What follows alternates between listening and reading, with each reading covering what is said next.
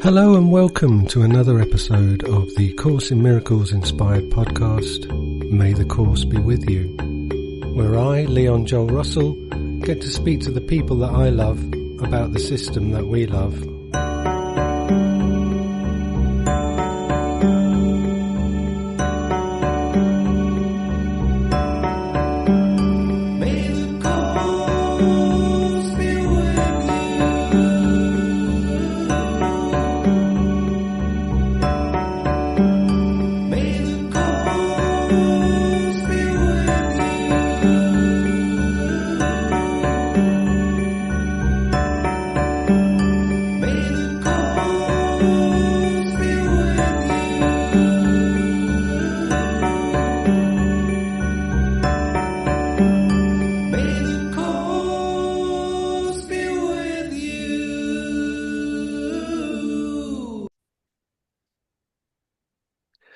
Nick, how are you?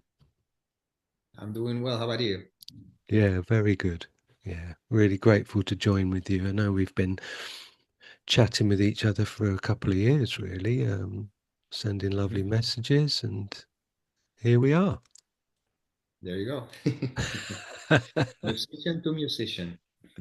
Yeah, indeed. Yeah, maybe a good place to start as well, because I know you have very kindly shared a beautiful letter from Ken,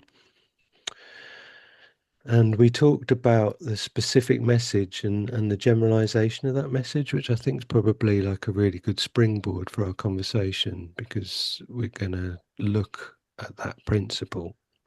Well, What do do you you reckon? want the story? You want the story behind that letter? Yeah, of course we do.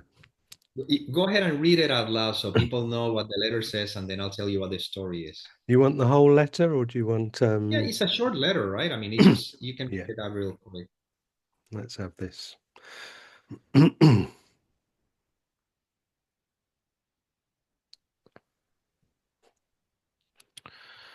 So Ken says, "Dear Nick, what a lovely letter to go along with the lovely gifts. You're one hell of a talented guy. I've only listened to part of your comedy routine, and you're very funny, and your singing is great. And I like the picture very much. Quite clever and thoughtful you are. So, take your talents and abilities, purify them of all ego involvement, and then step back and let the music of life flow through you. And don't forget to send me postcards. Thanks again, Nick, and Godspeed to you as you continue on the journey, remembering to laugh at all the silliness. Love, Ken." Yeah. Well, let me tell you the story behind that. I was in Temecula once. I was there, and in one of his talks, and I asked a question, which, by the way, that question is in one of his CDs because somebody from England told me, "Hey, I have this CD which is called, the bulk CDs that he has from the different Yeah. whatever." And I asked a question, and the question was something along those lines. I think I don't think I cursed on the question, but I might have, or I thought of it though. I said, Kenneth, I don't know why the heck in the world, you know, life has me sharing, speaking on A Course in Miracles because I was being invited to many places in different countries. I mean, I was all over I've been from Canada, US to Mexico, Central America, Guatemala, um, Chile, Colombia, Argentina, uh, um, you know, then Spain, England, um, Germany, and all these things were happening for me, and I just didn't understand. I said, why the heck this is happening for me? Because it's not like I'm intending it or anything. It's just the way it's kind of unfolding. So, and he said to me, he didn't encourage me to teach the course or anything because he knew what the course is about, though. But he said to me very kindly, first of all, he said, I admire your courage.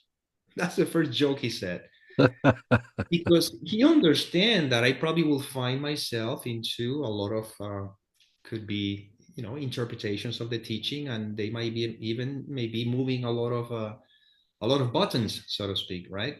Mm. uh, but then he says, as long as you're if it makes you happy, and as long as you're not hurting anybody. That's Mm. all he said, nothing else. And then Mm. he said, send me postcards. And actually, what I would do is, as I was going through different countries, I would send him a postcard, Wow. hey, a postcard from here, whatever. So, in my innocence, not knowing exactly, I thought it was okay. I believe that I had that recorded in my telephone. Mm. I recorded the question and I recorded what he said. So Mm. what I did is I put a video in YouTube with me and the photo of Ken, because it was Kenneth Wapnick. I don't recall his name right now. Jordi Del Rey, which is the one who publishes his books in Spanish Okay.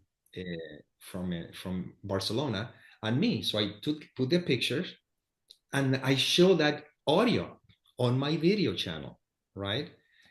And I didn't think I was doing anything wrong. So I come back to the Temecula, to the center, right, whatever, and then he sees me and he comes up to me and he says, "Did you put an audio or something about I talk and everything?" And I said, "Yes." He says, "You should have asked me first." And then he left. Mm. And I felt, like when you find somebody that you look up to, like, a not I don't make idols of any human being though, but still, the Kenneth Yeah. Wapnick, the one that really I felt that, and tells me that, I felt like like a dagger through. I mean, but he was just very straightforward. He says, Sure. you should have asked first. Mm. I felt so low. I felt so bad. Meaning, I mean, very, very bad. I felt really, really like, oof, man, my energy was flowing down. So I went home and I wrote a letter, a beautiful letter of apologizing for everything, and I sent them a picture of him. I don't know if it was one of those pictures that I took from. It was a picture of him. I'm not sure if it was him and his wife, but I think that nice picture, put in a little nice frame, whatever. And then I send them a copy of my comedy CD. I used to have a comedy CD. Yeah. I sent them a copy of the comedy CD and a copy of my first CD in music, which it was in English when I had my first studio, the DG001 from Pro Tools. I don't know if you remember that. Yeah. And I sent that to him. And that's when he sent me this letter. Wow. So that was the story behind that. And one of the things that he said in the letter that now I feel that I understand better, because when he said that line, when he says, get rid of all ego, Mm. so to speak, Mm. share your talents and Mm. everything, but get rid of our ego. At the beginning, it could be interpreted as just go ahead and be this big star or something like that, but without ego, which kind of still reinforcing an ego, so to speak. It's still reinforcing the belief in a separate individual who's out into the world. But the way I see it now is like saying, whatever you do in life, do not use it to feed the belief in a separate entity, Mm. you know? So Mm. it's not like I cannot go and do things I enjoy and I cannot perform on stage or anything. It's not really that. It says, whatever you do in this world, don't make it important. Mm. You know? That's how I interpret it. That's how I see it now. So that's the story behind that letter. Beautiful. Yeah. And I totally agree. And if I just look at that line in isolation, so take your talents and abilities, purify them of all ego involvement, and then step back and let the music of life flow through you. So, I've been reflecting upon this and thinking, so take your experience of the moment, purify it of all ego involvement, and then step back and let the music of love flow through you, or however, that's just off the top of my head at the moment. But the flexibility of those words to encompass the entire deal of our experience is just Yeah. without limit. It's there. It's like that will meet you wherever you are. And as you say in your example, when that arrived, and seeing it through the lens and the framework of how it might apply to an aspiring musician who wants to achieve A, B, C, and D, then it meets that person there. But then years later, to reflect on that and the general message, the non-specific pointing in that message is just Yeah. spot on. And you know what is interesting? The music of life is flowing through you always because it's life living you. Yeah. This is part of the music of life. This moment, you and I, this is part of the music of life. Mm, If I should say, if I don't believe any thoughts, any if I don't drag along with me any thoughts, any ideas of how this moment should be, mm, or whatever, mm, you know, then yeah, this is the music of life. And if in the music of life, in this moment is speaking what seems to be happening, mm, in a different moment maybe playing the guitar, singing a song, in a mm, different moment will be talking to a friend, you see. But it's always the music of life. And if mm. I do not let the thought, the mind, my own belief, whatever belief system, whatever thoughts that suggest this shouldn't be like this, Yeah. you know or life should be like, if I get out of the way, then you realize life is unfolding. There's one line in the Course in Miracles that I usually say, look, if you take this one single line, this one, just this one right now, this line, and you really apply it, that's pretty much what Jesus is telling me throughout the whole course. And the line says, it's from chapter 4, section 1, paragraph 4.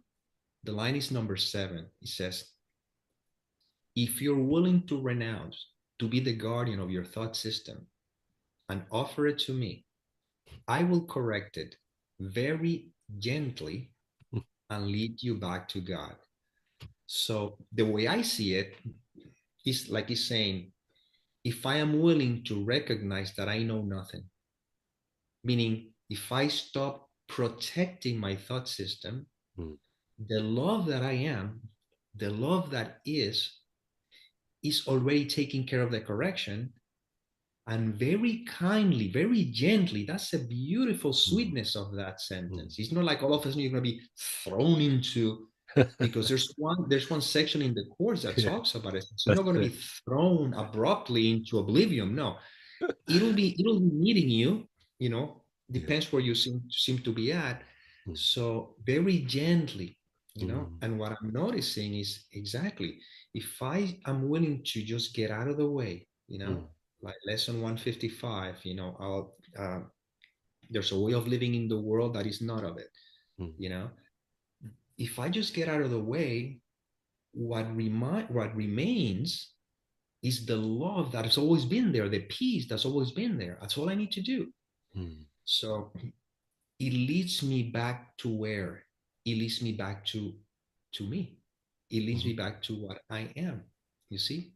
mm, And I said, this is what Jesus is pointing to me in the course.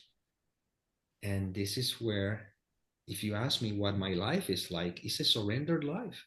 From the mm, moment I wake up in the morning, I just know nothing. I am. And the journey unfolds, with all these surprises, with all these seeming scenarios and everything. mm, But I remain as I am, which mm, is what Nisargadatta Maharaj points to. He says, resting I am. mm, What happens is the mind takes that as a directive, as a something to do. You know, that's it. Yeah. okay, I want to rest in the I am. No, no, no. You are. Right now. This is it. What did you say lesson 155 was, Nick? Lesson 155 is, uh, I know it in Spanish. Me haré a un lado y dejaré que él me muestre el camino, which I believe it's, I'll step aside and let him lead the way. Okay, yeah, beautiful. The first paragraph, it says, there's a way of living in the world that is not of it. Yeah, You know, gorgeous. uh, you don't change appearances, No, but you smile more often. yeah. And your forehead Your is eyes more are serene. serene. Yeah, yeah, And lovely. you're exactly, it's a Yeah. beautiful lesson. Mm, It's just right there. Just but how do I let it lead the way? It's very simple. Just get out of yours. yeah. You know, a lot of times, well, also speaking of the course, I'm enjoying this. One of the things that I found out is that when when I hear people saying choosing the Holy Spirit thought system, Mm-hmm. it's interesting because choosing a Holy Spirit thought system suggests that there is another thought system, Mm. you see? Sure. But if the only thought system, if the only thing that is true is what I am, technically speaking, I don't need to choose, Mm. because choosing a thought system puts me in a position of someone who's choosing. But what happened if right now I'm resting in beingness because I am? Mm-hmm. That in itself is the equivalent of choosing right mindedness. Mm-hmm. Does that make sense? Oh yeah, because what I'm thinking when I'm listening to you is like the block, the clouds, the thing that obscures the reality of us being is thought. Mm-hmm. Yeah, So if I'm going to withdraw my attention, but it's not even withdraw your attention because then that's a doing. It's exactly. just relaxing into understanding the dynamics Yeah, of the mind, and then like you say, what what is really there is truth. I don't have to generate love. I don't have to make love, create love. And it tells us that in the intro, doesn't it? It's like, we're not going to talk about the meaning of love. That's beyond what's going to be taught. We're going to look at your blocks, why you can't experience that love in every single moment. And guess why? Because of thought, because you think you're generating private thoughts that give meaning to everything, and then you can project that meaning onto everything and go, okay, I've ranked everything now in terms of importance. I'm in control of everything. Okay. Now I can continue. Leon can continue to talk to Nick. exactly. And in the end, the silence that is pointing to is this. Only the thought me is the one that gets in the way. The moment the thought me appears, we're in trouble, because this is the thought to which every other thought attached to. Mm, You see? mm, One of the biggest challenges which happened for me at the beginning with the course is that I was seeing Jesus, which is sort of like, the course sees him as an elder brother, so to speak, while I'm mm, still believing I'm this individual. Because remember, the course is talking to the mind that is dreaming me. mm, That mind is dreaming all this thing, mm, and that mind is identified with this me. mm, So Jesus or Holy Spirit would be pretty much the memory that, hey, you are not this thing. mm, You're not even that mind that is dreaming anything. You mm, simply are, right? mm, So at the beginning, I believe chapter 2, when Jesus says, you and I are exactly the same. mm, What are you talking about? Well, you and I are exactly the same. The difference between you and I is that I only have God and nothing else. And to you, that's potential. mm, mm, So it's kind of like saying the only difference between you and I is that you believe you're you. mm. And because you believe you're you, I have to relate to you from the belief that I am me. Yeah, But in reality, there's no me and there's no you. yeah. So all I'm asking you is choose me as your teacher. Hmm. And how do I do so? Oh, it's very simple. Don't believe your mind. Don't believe anything you think. I'll handle that. And then it comes a point when then you realize, of course, and then there's no longer a need for Yeah. a separate entity because I am. Not that I'm saying I'm Jesus, is that I am. And Mm, that's when you rest in the silence and then mm, life unfolds mm, as it's unfolding anyway, mhm. you know? And there's nothing to say. There's only to be, Yeah. you know. But we do need that form to point to the formless at a point in our undoing. Yeah. We And for need some that people, form. yeah. Mhm. No, go ahead. Sorry. No, that's fine. Carry on. Yeah.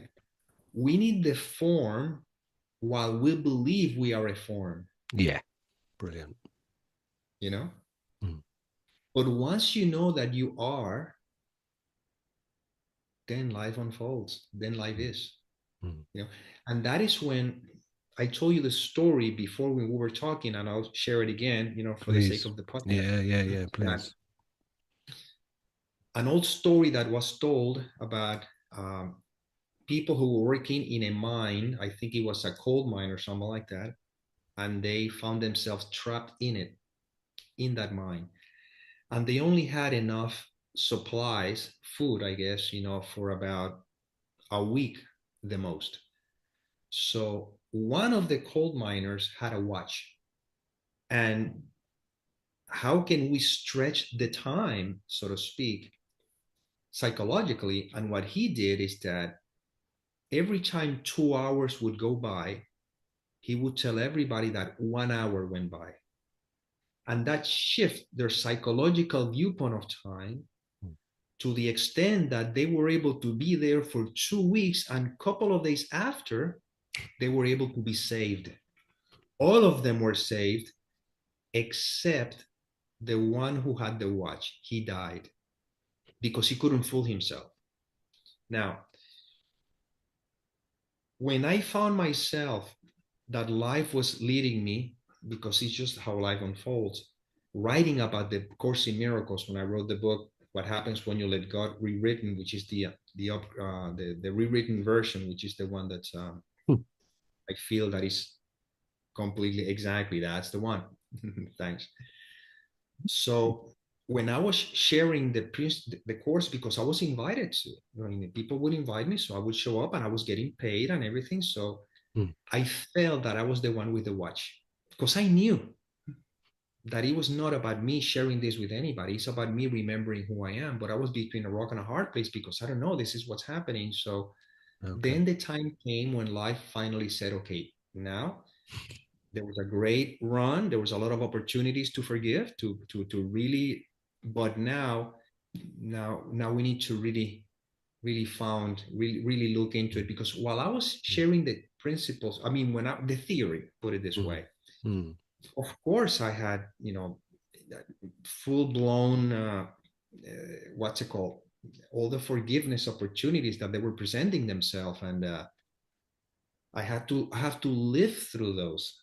You mm. see, even while I was sharing these principles, I felt that I was that was not coherent. There was no coherence, you know, Okay. and there was no coherence because, again, you know, that was the way that I could actually learn the principles. Because when it comes to reading and all that stuff, it's not for me. Yeah. It just so happens that, to me, the best way I can integrate something is hands-on sharing it. Hmm. But from the very get-go, I knew before the shadow of a doubt, I said very clearly, I am not a teacher of the course. Yeah. It so happens that if you're resonating with the theory, how life is expressing it through me, that's the way it goes, and that's the journey that I had to live. But I knew that I was not a teacher of the course, that Jesus is the teacher of the course, and I'm just an instrument. I don't even know why am I doing this, until finally life kind of led me now into, okay, now you did your job with that. Now let's begin to look. And yes, a lot of stuff was coming up, and Mm, I spent a few years when I was dealing with a lot of health challenges, and I have a lot of experiences that really forced me to surrender to such an extent to, there's nothing in this world that I desire to hold on to. That doesn't mean that desires may not show up. mm, If they do, what can I do? I mean, I'm not in control of them, but there's no need to go after anything, mm. you know? So now, where I go back again to the letter, Kenneth letter, you just flow with the music of life. And Mm, now I'm here, you know, we're here talking to each mm, other and sharing this. Where life would lead me, I don't know. Well, life wants me to keep making videos online about the nature of our being, you know, without making it specific about a particular subject. I don't know. This is what's happening, and I'm seeing how it's unfolding, you see. mm, But my life is now surrendered to such an extent, but I had to be ready for that. I'll tell you a story. Mm. In 2012, 13, where I was being invited to speak all over the place, all over the world. I was coming a lot to Spain and everything. And Mm-hmm. two people wanted to organize me a silent retreat for about a week or a weekend or a week or something like that. I've never done silent retreats. I have never organized anything for me. I've never nothing, everything was organized. People would invite me and they would organize everything, but this particular a couple, they wanted to organize a silent retreat with me. So I said, okay, so I'll facilitate it however that's supposed to be. And it was in a beautiful place in Madrid. And I remember having this conversation. I was talking to a woman in the group, and I said to her, you know what, I don't I don't ever want to see myself being like a Muji or someone like that, because I still like the feeling, the attraction that I can feel towards a woman. I feel that I didn't want to lose any of that, you know. Okay. Even when people were paying to come to see me and all that stuff, but I was being honest. I was saying, look, I love the forgiveness. I love the what the course is talking about, but I was not ready to lose my identity Mm-hmm. because there's still world that I want to experience, and that run gave me an opportunity to many experiences, you know. Mm-hmm. And now it's completely different. Mm. Now I don't care if I am single for the rest of my life because again we're all single anyway. I mean we're all one, so to speak, but Sure. makes no difference. Mm.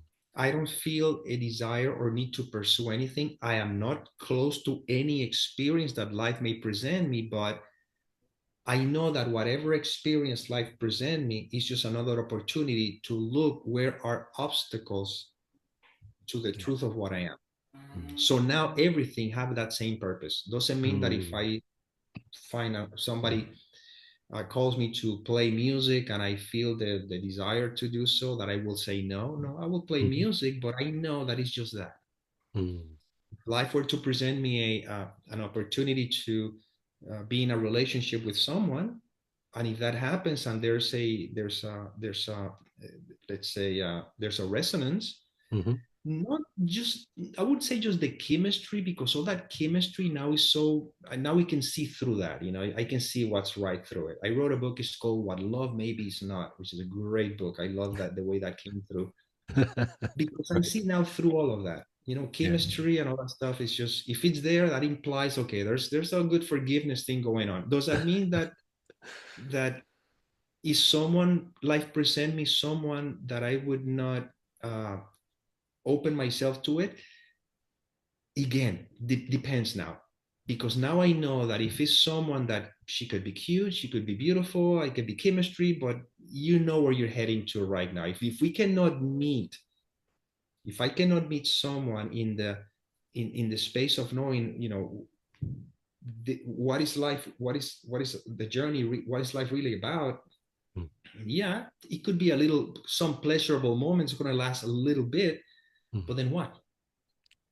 You know what you're getting yourself into. This makes no sense anymore. So That's it. now I see that if life wants to take me out of this world today, I'm the happiest man on the face of this earth. Mm-hmm. When I was in the hospital on the operation, and I Oh yeah. said that in the video, In the video, when yeah. they took me to the operation room, and the doctor says, think positive thoughts and everything before they give me the anesthesia. What came through my mind, it was like I said, God, I'm ready to come home. Not because I was suffering. I wasn't suffering, and I wasn't in danger either, and I wasn't unhappy. It's just like I'm I'm ready, because I know that, the sweetness of home, which happens every night we go to sleep anyway. Sure. And when I woke up in the morning, it implies that the journey continues. And Mm. every experience that I was having, and I have, and I still continue to have as a human experience, now it's rich with the beauty of knowing that this is just giving me an opportunity to just never lose sight of what really matters. And what matters is this is being. You know what I'm Mm-hmm. saying? Yeah, man. Yeah. whether the experience is painful or Hmm. is pleasurable, it doesn't matter. I really enjoy life, but not, it's not that I enjoy being alive. You see, Hmm. Yeah. I enjoy life because I am life. You are life. We are life, and life Mm. is to be enjoyed. You know. Yeah. And actually, I made a video that I made it today, I believe so. It's gonna come out in a couple of days, which is that, I don't enjoy something. I think the title is I don't in, oh, I don't enjoy living, quote unquote. I don't. I'm not happy. I'm not happy being alive. I'm happy to be. You know. Yeah. So yeah, life is great. I love it. I love it more than anything else because when there's no attachment to anything, you can Mm. enjoy the cake, and then when you're done with the cake, you're not thinking about the cake anymore. You know, unless life presents another cake and you're fine and you're not eating to try to cover up any kind of emotion or anything. Yeah. So I'm telling you, it's something that's what I that's what my message is about. Mm. And at the same time, I recognize that one has to be ready for this. Mm. You have to be ready. I'm completely aware of that. I mean, because Mm. again, like I said before, a few years back, in 2000, I don't know, 11 or 12 or something like that, I still had a lot of energy that needed to be experienced, Yeah. and Yeah. the chemistry, the desire for the woman and everything that was very strong in there, Mm. you know. But that's the way life was unfolding for me, and I had to have certain experiences until finally, Mm. it happens on its own. Mm. So again, I recognize. But if somebody find themselves very confused or anything, I said, it's all fine. Just begin with, just be open and trust. You will live the life that you're supposed to live. You'll go through whatever steps you have to go through, and you cannot make a mistake. That's the beauty of this, that you cannot make a mistake because the road has been already is ready, is prepared. And if anybody's listening to this podcast and probably still doesn't care about spirituality, but somehow life led them to this, Mm. that's fine. They still have to live their life with all these different experiences Mm. because it's all part of of the of of, of, of the recognition of the I am. I don't know what to say, Yeah. but No, I love that. Tell you what I am thinking is that, that how beautiful that combination of of life being impersonal but intimate,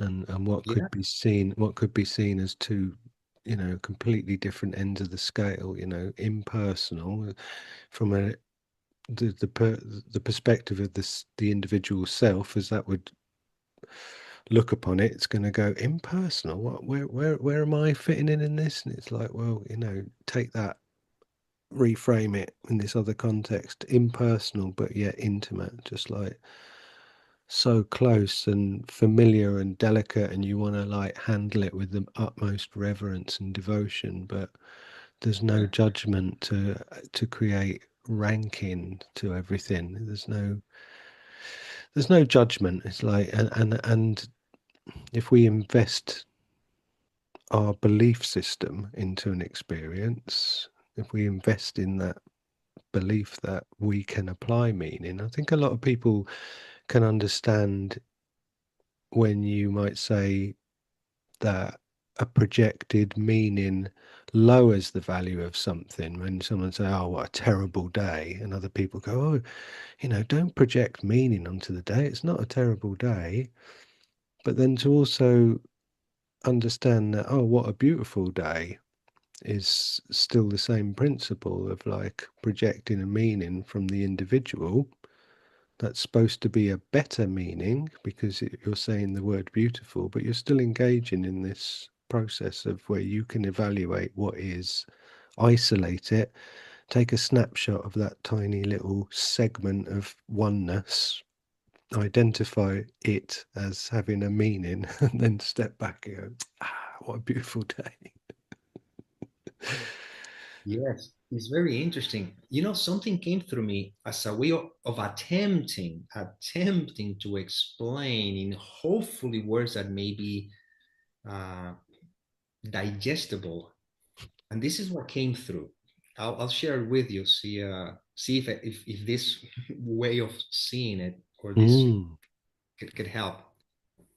And the way I see it is that remember that when I say the way I see it, I'm not talking me, Nick Arandes, the way I see it, but that's the language we have to use within this Yeah. context. Yeah. And in English, it's easier to explain it because English have uh, two different words. One is awareness, and the other one is being conscious or Mm-hmm. conscious, right? Mm-hmm. So awareness is what is. In other words, there is awareness. Yeah. It's not personal though, but it appears to be if Mm-hmm. I ask you, are you aware? And you can say, yes, I am aware. But of course, it assumes that you, the person, is aware. But in reality, awareness happens. For example, when I was in in a hospital many years back for an one of those procedures, was a colonoscopy. I call that an Indian word for cave diving.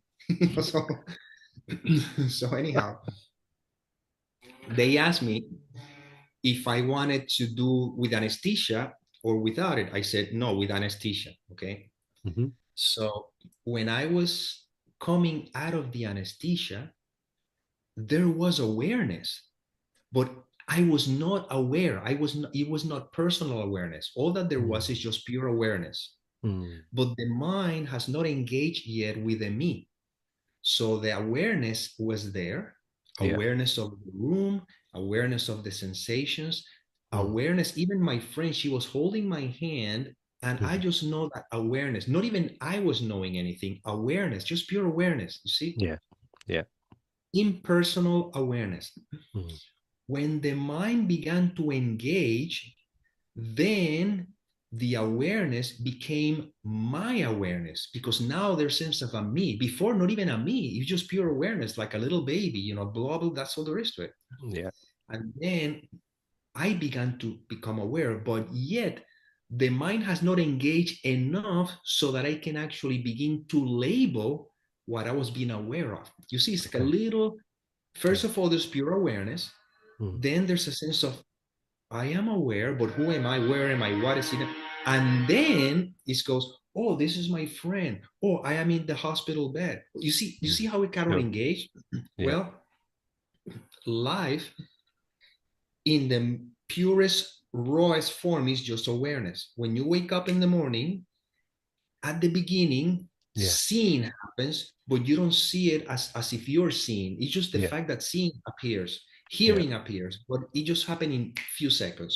Yeah. But coming out of the anesthesia, it took a little while. He had to go through the three stages. First of all, awareness, which is what is. Mm. Then I am aware. I feel that I am, but I don't know what I am. All I know is that somebody's being aware, and then I am aware of.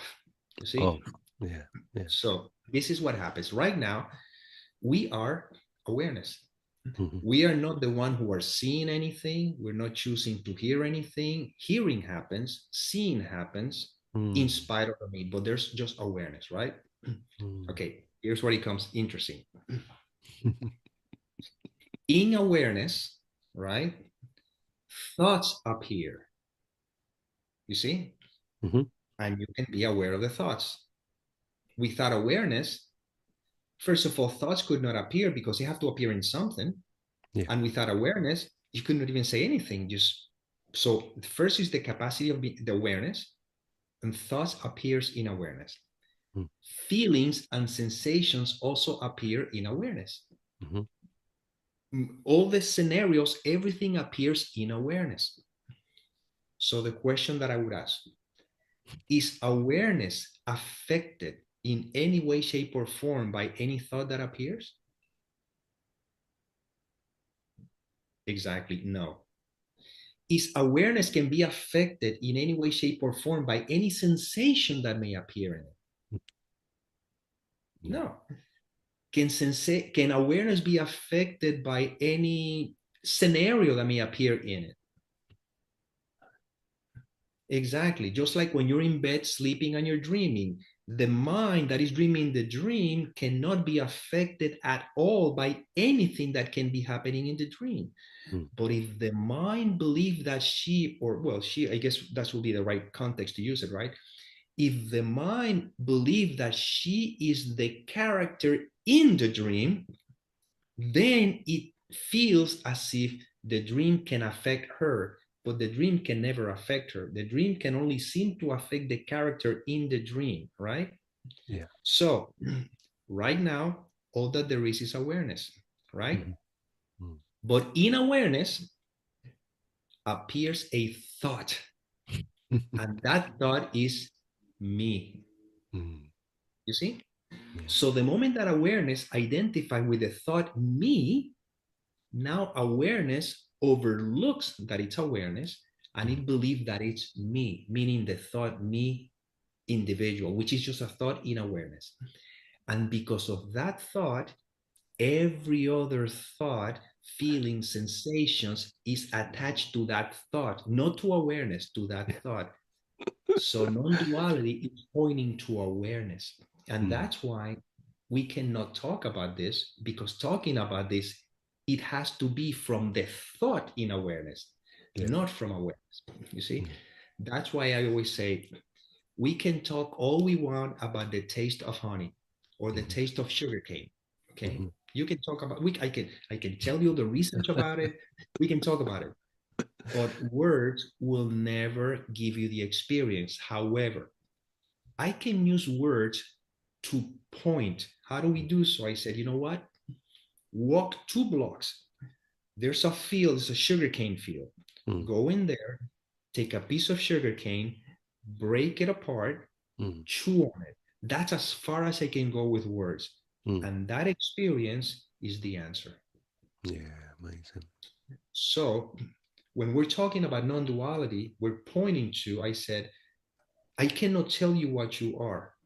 I cannot even tell you who you are, but we cannot negate the fact that you are, which is experiencing, pure experiencing, raw experiencing, Mm. right? That is where this is all pointing to. But the moment we begin to talk about it, you have to engage with the thought me, Mm. which engage with the mind that begins to talk about it. Mm. So that's what was happening with me with the course. Yeah. It's like Jesus saying, "Hey, this book is appearing in your awareness, in awareness, because you believe you're that thought you. Mm. So I'm trying to use something within the dream, so hopefully you can withdraw the attention from the dream. Mm. Because again, if the mind is identified with the character in the dream, it can talk about the mind, but it can never experience itself as mind as long as it's identified with its own thought. You follow? Of course, that's so, so beautifully explained and so simple to hear it like that. But how many people are contained within that paradigm, and they would actually hear that and go, "Yep, yep, that's it," without actually knowing that they're still in that identification loop, which is fine because Exactly. everything there's nothing to worry about, but the simplicity makes it hard for people to grasp. It's interesting because the one who says I understand it is the thought itself. You see? Yeah, sure. And the reason why this is very simply, Kenneth Wapnick used to say, this is so simple, and that's why it's so threatening. Hmm. Yeah. Because the invitation is the death of the thought. Hmm. See, that's why it says um, awakening uh, does not, how did, again, the word awakening is another one of those words that suggests that there's a future thing happening when you already are it, but I don't Yeah. know what words to use. Hmm. Self-inquiry, it says Hmm. self-inquiry doesn't, oh my God, It's all right. I think it doesn't read you from the it doesn't read you from the ego. Or either my okay, self-inquiry is not for the person. Hmm. Self-inquiry is to is to free you from the person. Mm. You see?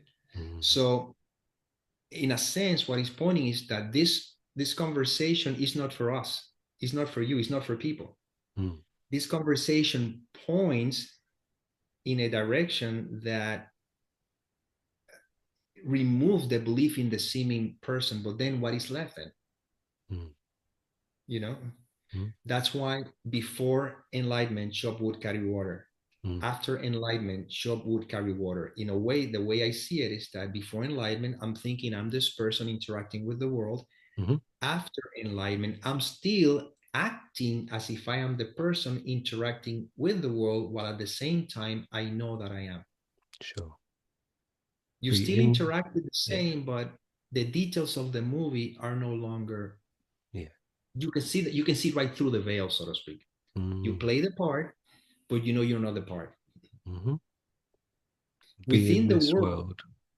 yeah, within the world, it appears as if I'm the same person, and that's in the paragraph of lesson 155. Is it Mm. closed the paragraph? Those who are like you, they see you as one of them, but those Mm. who are not conscious of this, they see you as you were before.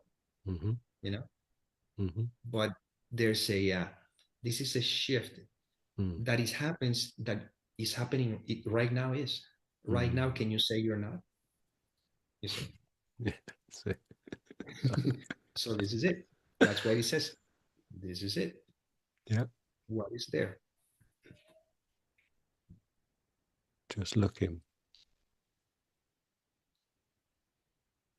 Mm. Just being." Mm.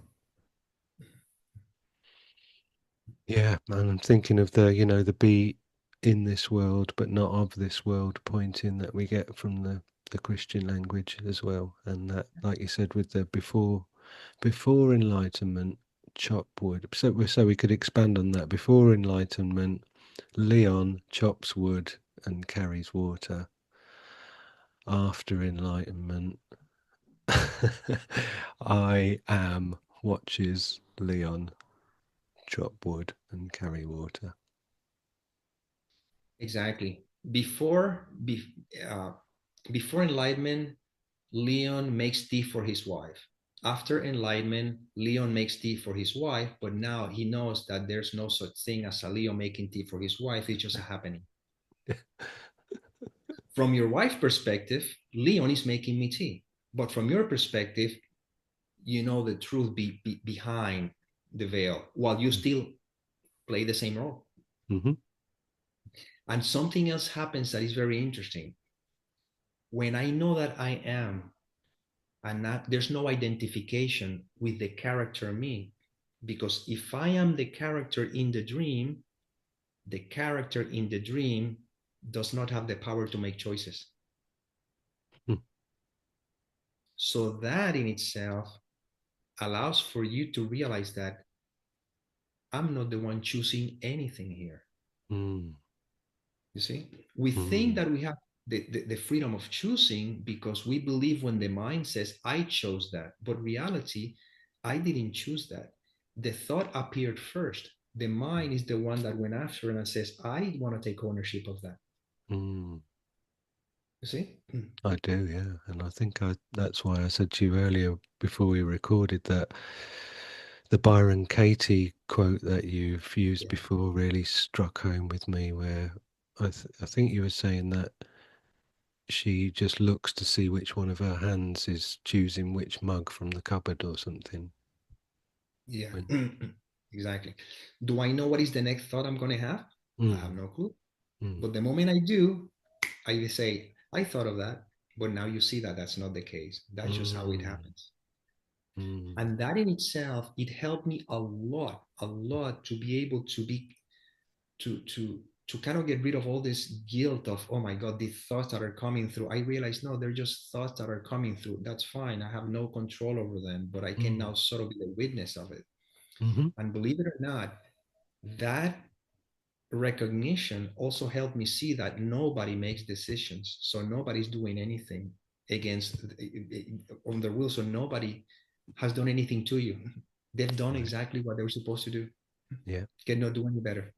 mm-hmm, And then you can see people with a compassionate, but not a compassionate understanding, a compassionate integrated, because I can, you have to really, you have to see through, so the compassion comes naturally. You see, it's not that I'm Mm. trying to be compassionate. I cannot be Yeah. compassionate at will. You know, I know it what you comes mean. organically. Yeah. Maybe at the beginning I feel like I want to hit him with a baseball bat. I'm not going to say that. That would be the first impulse. you know. But then when you realize, okay, look, if you look at, for example, the way things are happening in the world, so to speak, and if you look Mm. at in the United States how the things that are taking place, Mm. it's very easy to find to find someone to blame. Mm. But what I realize is that, yes, when the mind is identified within the context of the dream, within this seeming appearance, when the mind is identified with fear, it's not surprising that's the way it's going to act. Mm. Now, if I am feeling angered by any of these images, the gift that these images are offering me is to point to the anger in me that I'm not seeing. Yeah. You see? So, Mm. in a sense, everything is working together for the healing of the mind. So, technically speaking, everything is an opportunity that is being Mm. given to me to heal. And that's why I said before, well, I don't know if I said it while we started recording, but prior, I stepped away completely from A Course in Miracles, Mm. sharing and everything, because I knew that at least the place where I was at the time, I was not realizing that to a certain extent, even if I was sharing the principles of the course, and even if you may say that the theory was correct, I'm not suggesting that I know that I have the theory correct, but assuming that I did have the correct theory, I did not feel that I was joining. I Mhm. feel that I was another way of compartmentalizing, because then Mm. you have the ones who do the course correctly and the ones who don't, you know. But the Yeah. truth of the matter is that everyone is doing it correctly, because they do it according to where theirs needs to be. And Jesus beautifully in the course meets you exactly where you need to be. Mm. And that's why there's a section in the course that I really, really, first of all, what I love about the course is Jesus speaks so eloquently, so lovingly, and very lovingly. He kind of point as well in ways that, again, chapter 9, Mhm. section 3, the correction of the error. How lovingly he points out, if you're pointing out to your brother's errors, you must be looking at yours. He always points back to you. He says, don't fool yourself, because there's no one out there. I think that one of the greatest paragraphs in the course, which is not an this is not an easy pill to swallow, which is the secret to salvation is but this: you're doing it to yourself. Sure. And he continue on. It doesn't matter how harsh or how horrible they are. It's your dream, Yeah. you know.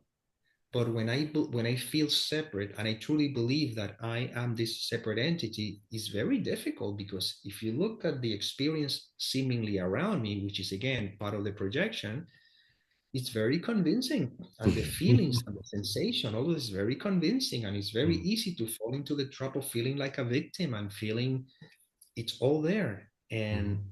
once again, resting, I am, Mm. you know, I am, and feel, just plow through this. I think that my someone that I really admire a lot. If you haven't, I don't know if you read the book, Don't Forget to Laugh Yeah. by Carol Howe.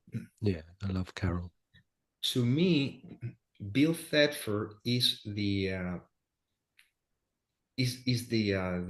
example of what I want to be, Okay. so to speak. Mhm. Because Bill Thetford, all he did is he really dedicated his life to forgive, to such an extent that, I remember that there's an old story about him, many a story, but there's one where he says that when two people were arguing about, hey, Bill, this the guy said that the course says this, and the other one says that the course says that, and he said, when you find yourself doing that, just take that page of the course and rip it out. Mhm. And if you keep doing that, you're going to read the whole pages of the course. Because in the end, the course is not about comparing notes, it's more about joining, you know? Mm. And I recognize that through me, there was a lot of correcting, so to speak. Yeah.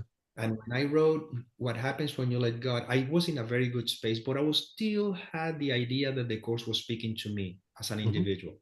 Hmm. And I can choose between two thought systems. So that I Mm. felt that's why I took that book out of circulation for Yeah. about 5 years. Yeah. And then when the inspiration came to rewrite it, Mm. there's two things that I kept in mind for sure. Number one, to ensure within my understanding and my practice that I will not deviate from the non-dualistic teaching of the course, to make sure that is very clear, Mm. that's pointing to the non-dualism, that I am not the one who's choosing between two thought systems. And number two, if I could smell any any judgment towards any brother or sister, to make sure that I'm just simply sharing my understanding of the theory of the course and how do I apply it in different scenarios, Mm. but as someone who's applying the teachings of the course without in any way, shape, or form uh, talking about how somebody may be applying it to. Because in the previous version, which is I had one whole chapter which I took the self-help movement and I Hmm. compared it to the way the course would see it, you Hmm. know. And I realized there's no need for any of this. It's a big chapter. I took the whole chapter out. We don't need Okay. to talk about any of that. All we Mm. need to do is where the course is pointing to, and if there's a resonance with the way life inspired me to write the book, because I'm not the doer, I'm not the one who chooses to write, I'm not the one who Mm. chooses to create anything. Life happens through me. Mm. Then, if somebody resonates with, then go ahead and get the course. Do exactly what you did, read it. And at the beginning, somebody may say, this is difficult. It seemed that way Mhm. because at the beginning, when we're listening, we're reading it with the sense of identity, with the ego thought system, it appears that way. Mhm. But in reality, it's not. When you really don't confuse the levels and you see where it's pointing to, Mm. and what I always tell to people is that when they ask me, do you know anyone that you suggest or whatever? And there could be some people that I could suggest, but then I said to myself, you know what? Choose peace above all else Mhm. from my heart. Just do that. And Mm. trust me that the course or whatever resources, Mm. was Sagadatta or the Kabbalah or anything, Mm. the truth will be speak through any of those resources. And to me, I feel that is the kindest and loving thing that I can say Mm. when that question is asked. You Yeah. know? Yeah, because that's impersonal and intimate, isn't it? Peace is Yeah, impersonal and intimate. And I think, exactly. like I said to you before, some of the pointings that show me your evolution, and I love your sharing there. I'm really grateful for the authenticity of the honesty of saying at this point in time with my journey, this is how I saw it, and therefore, guess what? That's how I expressed it. Then when I Yeah, went further into undoing my wrong beliefs, and my wrong investment, my attention in identity, I saw that those sharings no longer reflected where my undoing was up to. So therefore, I withdrew them. Then after a bit of yeah, time, they came back in an updated form, which is super lovely and super helpful. So I do really appreciate that. Um, and now I've lost my thread.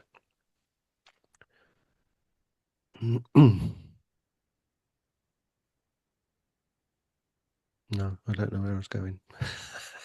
I made the mistake of having about two or three things on the go at once. Went ahead with it'll that one come. and forgot the others. It'll come to you if it's supposed to, if it's relevant. Exactly. Yeah, but there was something in there as well that really jumped out to me because it's something I read just this week and I've ended up making a note for it for today. And it was a little maxim where it says, "There's something about that person that I don't like about myself." Mm, And the power of that honesty, of looking at that and looking at the projection. Um, and looking at that tiny mad idea, like you were saying before, of your experience of the process of awareness and then consciousness and then being conscious of something.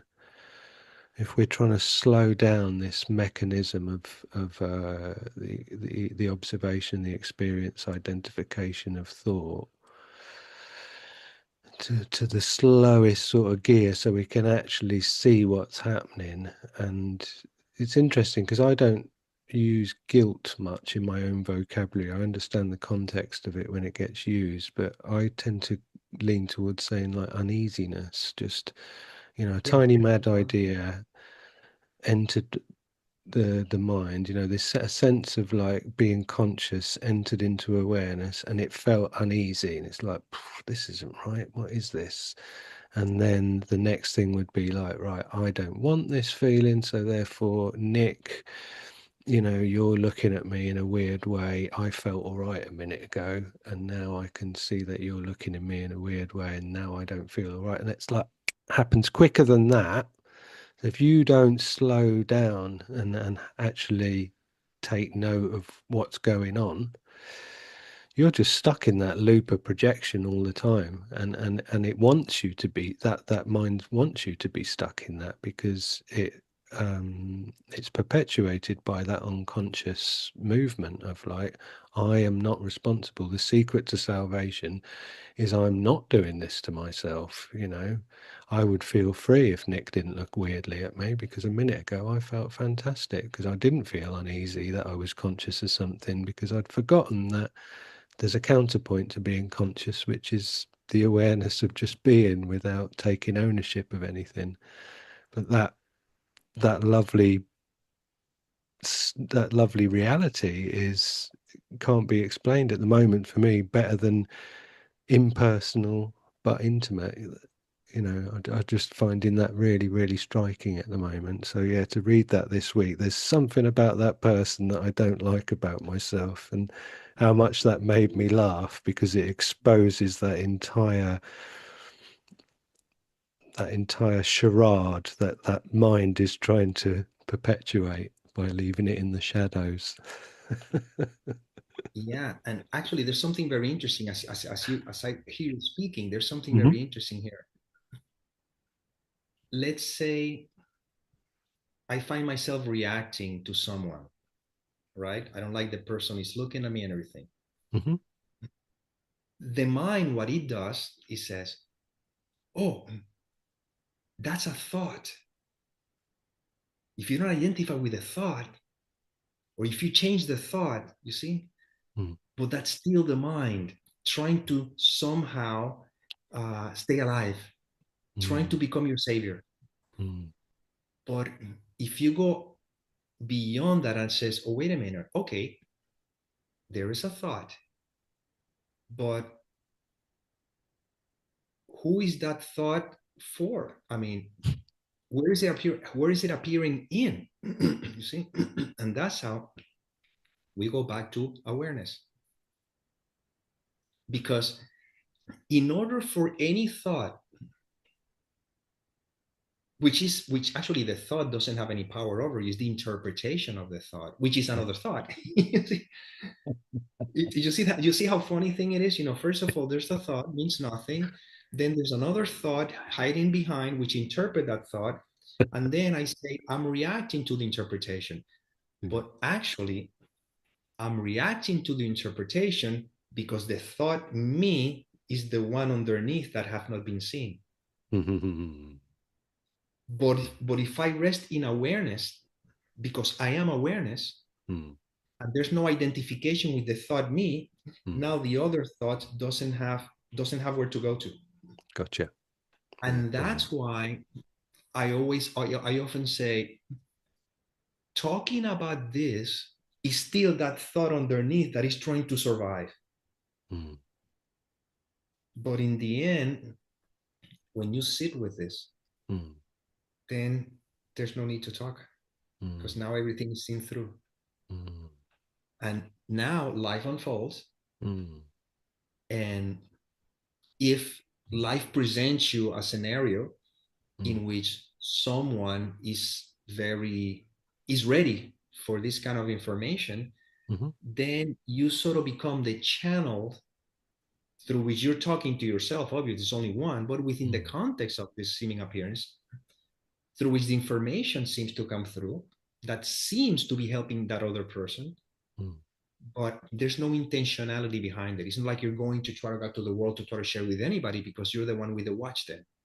Mm-hmm. So this is the interesting thing. So Mm-hmm. I find myself that life has me making videos, for example, Yeah. but there's never an intentionality behind it. I'm not trying to grow a channel. I'm not trying to seek followers or anything. This is just it's just self-expression. Yeah. I mean, you're a musician. I'm a musician. We're not musicians. This is just a label, but within the context, when you get the inspiration to write a song, Mm-hmm. can you force yourself not to do it? Mm, no, no, no, You'll be no. you'll be fighting yourself, Yeah. you know. So, in that sense, without mentioning any names, even people who are in politics who do things that may not seem very kind, Mm-hmm. they cannot help not to do it. And you may say, but how could that possibly be? Because this world is duality. Mm-hmm. If you really want truth, then just let go of the body. If you want the Garden of Eden, you are in the Garden of Eden without realizing it. But Mm-hmm. the moment the dream seems to happen, Mm-hmm. this is it. You see, this world is duality. That's why the Course in Miracles says, seek not to change the world, Mm-hmm. seek to change your mind about it. Mm-hmm. And within the context of the seeming dream, the difference is that you are the bringer of the light. Doesn't mean everybody's going to appreciate it. If you bring that light to a concentration camp, they'll wipe you out in no time, Mm-hmm. you know? But you're sort of like watching the movie without believing the movie. And that is somebody once says, that's a smirk in the Buddha's face. He wasn't laughing at anybody, wasn't being sarcastic. Mm-hmm. He just see the play, Yeah. you know? You're holding your child is shaking, Mm-hmm. but you have a smile in your face because she knows your child is safe. It's just like she's dreaming something weird, you know? So that's the thing. And that's why it points back to silence. And Mm-hmm. silence is not the absence of noise. Silence is the background in which even the noise appears. Mm-hmm. And that's why it says you are that. Mm-hmm. Yeah, You know? absolute silence rather than like relative silence. Exactly. It's Mm. where all this is pointing to. So once you get, I Mm. mean, once you know the sugar, once you taste the sugar cane, do we Mhm. need to talk about it anymore? No. The only thing is that now that you have tasted the sugar cane, if somebody have the same question, instead of you trying to teach them about the sugar cane, now Mhm. you point. Yeah, You see, we're sure. pointers, pointing. Yeah. And that's what we're doing, just kind of pointing. Hey, I know where you're at. I know how you feel. I've been Mhm. there, Yeah. done that, got the Mhm. t-shirt. And now the question is, and this is the most important question, what do you really want? Mm. Because a lot of times, a lot of people can be suffering and they said, I don't want to suffer anymore. Mm. But the problem with that is that if I give you, it's like I usually say when people have problems, they go to church and they pray the Rosemary and the Father, you know, uh, the Holy Father better than the Pope. Oh man, they'll do it like you would not believe. But the Mhm. moment the problem is resolved, they forget about the church, everything. They don't, okay, great, thank you, God. You know, I can go on with the life that I was living before. Mhm. You know, thank you, you saved this, you changed this. But when you really want inner peace, the real inner peace, Mm. meaning the knowing of who you are, Mm. well, you know, it can get very interesting. That's why lesson 70 talks about you have to go through the clouds Mm. before you get to the light. Mm. Kenneth Wapnick used more descriptive words. He says you have to go through your hatred before you Mhm. get to the love in you. Mhm. You know, Sure. that doesn't seem like a very very appealing journey, but the problem is that you're going to have to go through it anyway, whether you like it or not, because you Yeah. will not be able to sustain the feeling small, the feeling separate, the feeling scarce. The time will come that the suffering is going to lead you to the place where the Course in Miracles says, uh, there's a, how is it says that suffering or the pain is without limit. Mm. Tolerance Tolerance for is pain to high. be high, Yeah. but it's not without limit. Yeah. Sooner or later, it comes to the point you begin to ask, there's gotta be a better way. Yeah. When you really when you get to that, you could say that now the person is ready. Mm. Before, they just still kind of they just they show a little bit of this, yeah, but I still, Yeah. well, and that's fine. That's Mm. so you're there through your example Mm. to remind them, yeah, I understand you need to run a little bit. I mean, you have a Yeah. young kid who's confused and he want to pursue his dream. I usually say, pursue your dreams. It's much Yeah. easier. Go that route. Pursue your dreams, go after the things you really want, taste everything, and then if you're really if if you're ready, great. I don't think that John Bon Jovi wants to wake up from the dream. you know he can handle the pain enough. I can deal with it. But it's, Amazing. you know what I'm saying, and that's fine. I understand. Hey, but this is not something that we choose. I can tell you that I didn't choose this journey. I can see now that I could not. That's just the way it unfolded for me. Mm. Yeah, same. And there's a couple of things jumping out from the course for me there, which is your sugarcane analogy.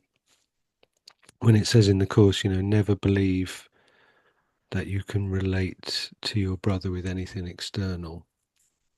Mm, So, as you're saying, you can point someone in the direction of the field where the sugarcane is growing, and then if they eat the sugarcane, have the same experience as you have had in the past, that shared experience internally of being is what we relate to, opposed to the actual experience, quote unquote, of both having been able to say, I've eaten some sugarcane.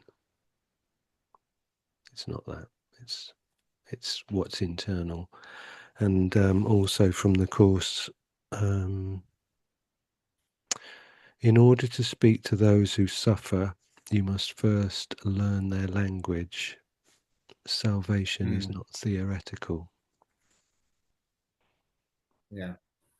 And I think that's what makes for great, especially from a musical point of view. You know when someone's singing from experience, and it's like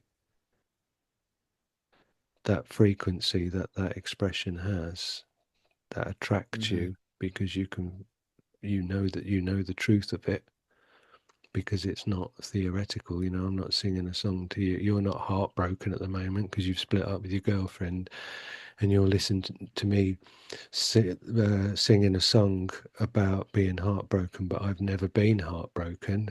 You're just going to be going, bullshit. That's bullshit. That's not doing anything for me. But if you're Exactly. heartbroken and I'm singing from experience, then it shows that the freedom, salvation, is not theoretical. And again, that ties in with the other bit that I just mentioned from the course, where it says, never believe that you can relate to your brother with something external. It's not the heartbreak in the world that we Yeah, relate to when we hear the song. exactly. When we're going through this, uh, I think the course talks about that's when the ego goes from suspiciousness to uh, uh, what Viciousness. a viciousness, I believe so. Yeah. All we can do is just hang on, just be, Mm, and then when somebody's going through that, you've been there. I said, I know what you're feeling, but at the same time I can relate, I understand, so I cannot expect you to mm, believe my words, but I see it. mm, In other words, when if I haven't had that experience, mm, even though I think that I might want to help the other person, mhm, all I'm doing is I'm buying into their own fear, and I'm mhm, trying to offer a solution. mhm. without realizing it. Again, very innocently, but I Yep. realized that, in the end, you have to trust. You have to. If you already have walked that path, Mm. then you know that you just have to walk the path. But Mm. the way the analogy that I used to use, I did in one of the videos, is like, imagine you're in Manhattan, right? And Manhattan is filled with energy, and you have all pleasures and all that kind of stuff. And it comes to the point that you have tasted a lot of things in Manhattan, but you don't feel at peace, and you Mm. want to be at peace. I don't know Mm. what, I just want to be at peace. So what you do is that the person goes to Central Park to Mm. get quiet. Mm. In that moment, there's a tiny voice that says, go through the tunnel, because it's the Lincoln Tunnel that takes you from Manhattan to New York. Well, New Mm. York is connected to the United States and everything else, but for the analogy, well, that voice had been there your whole time, your whole life, since the moment you were born, within the context of the stream, right? Mm. But it was so overlooked by all the pleasures and the sensations. Like I said before, back in 2011 or something, I could not really surrender completely, because I still have the desires and the things that, even though I was, there's still suffering underneath and everything, but at Mm. least, I was traveling the world, and I was having experiences and all that kind of stuff. I wasn't really ready to let it all go. Mm. But somehow life was taking me in that direction. So anyhow, you're sitting in Central Park, and that voice, which has always been there, Mm. only ignored. That's what the Course in Miracles says. You can cover the light, but you cannot, extinguish it. Yeah. The texture of that voice gives you peace. At least that voice gives you peace. The other one says, come on, let's party, let's everything. You've been there, you've done that, and you see where it took you. But now this one brings you peace. And that voice says, go through the tunnel. Mm. Now, there's a little challenge here. The challenge is that everyone in Manhattan says that if you go through the tunnel, something horrible is going to happen. That's why nobody wants to go through the tunnel. They rather entertain themselves in Manhattan as opposed to be free. You Mm. see, so how do? They still in prison, but they figure if we can give a lot of pleasure, Mm. well, at least the prison is more palatable, but it's still a prison. Okay. Yeah. Sooner or later, everybody's destined to go through the Lincoln Tunnel, whether they like it or not. How long will it take? I don't know. Tolerance for pain may be high, but it's not without limit. So finally, you say, okay, I don't know what the tunnel may, I've heard all these stories about it, but the only thing I do know is that when I hear this voice that says, go through the tunnel, I Mm. feel peace. Mm. And to me, that's enough to trust this voice more. I'm still scared, because I'm going to go through a tunnel that everybody says that is so afraid. But you know what? What choices would I have? I know what Manhattan has to offer, and I don't want Mm. that anymore. Mm. I might as well take. Might as well shoot myself right now, because I cannot deal with Manhattan. But this voice feels calm. So then you begin to walk through the tunnel. At the beginning, you can still, there's doubt, and you can still walk back to Manhattan, because you can see the light of the tunnel. But the voice says, just keep walking, and you relate to the calmness of the voice, not to the voice. Because if you relate to the voice and you still have the feeling of fear, you're not going to listen to it, which is Mm. what happened before. I didn't Mm. want peace before. I just wanted the excitement of the pleasure. Yeah. Listen to that voice, and I let that voice be my guide. The thing is that halfway through, you cannot see the light at the beginning of the tunnel, and you Mm. cannot see the light at the end either. You're in the Mm. middle of darkness. Good. Yeah. And Good. the only choice that you have at that point is complete surrender unto your God. You have no other. There's no other, because otherwise you enter into Mm. panic. Brilliant. You would go into full panic, Mm. and you listen to the voice. And that's when the the the focus is pristine. Mm. Then you keep on walking, and then you begin to see that the tunnel gets a little lighter, because the light of the end of the tunnel begins to start shining through. And now you start walking faster, faster. You feel exhilarated, and you finally go through the tunnel, and you now are open to a whole world that you didn't realize that it was there. But because the belief system that says that Manhattan is the best thing that could ever happen to me, I was afraid to go through the tunnel. Well, mm, as long as we believe that the best thing that could happen to me is being a human being with all the pleasures and all the things, as long as I believe that strongly, is very unlikely that I'm going to surrender to the real peace. But mm. sooner or later, the time will come when the lightning is going to strike, because that's how it's designed. Yeah. Not by spirit, but by the ego. The Mm, ego gives you first, and then it takes it away. mm, The Holy Spirit says, I have given you everything, and you just pushed it aside because you believe in this tiny matter, in this thought that you're something separate. So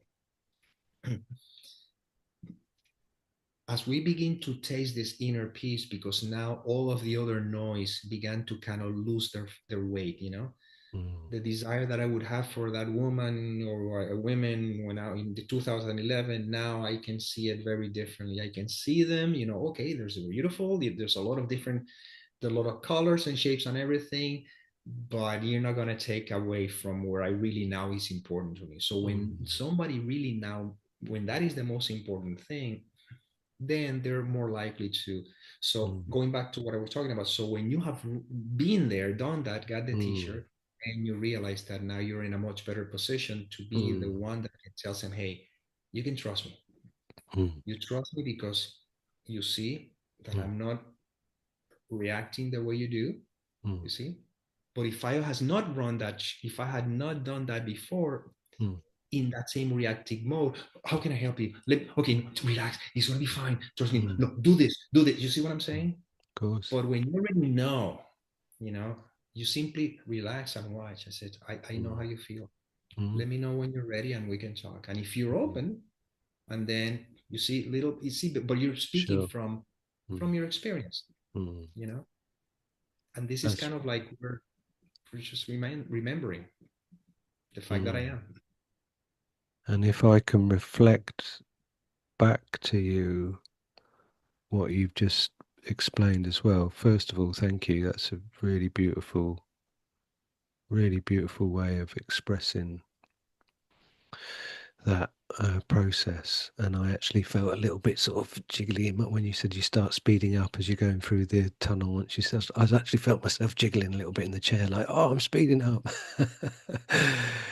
um, when I've heard you say my peace of mind is non-negotiable, Oh yeah. Mm-hmm.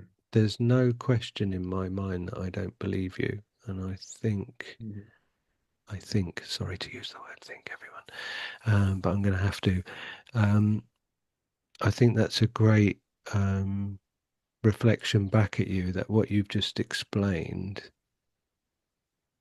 I've experienced that from you in that, you know, because if you hadn't have had that stripping down that led to the surrender to say there must be another way, and then to go through that tunnel to experience the real peace of I am, and then to want to withdraw, to be quiet, to just strengthen the connection with that reality.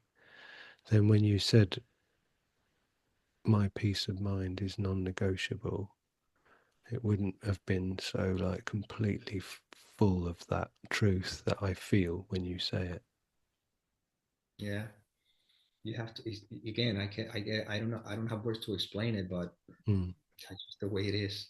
mm, I mean, life gave me, what happened to me also, life gave me experiences with relationships, and I mean, good people, don't get me wrong, nothing that you could say that it was a dramatic in a sense of there's something, a horrible person. No, they were beautiful, wonderful people, mm-hmm, and somehow I was feeling a huge pain here.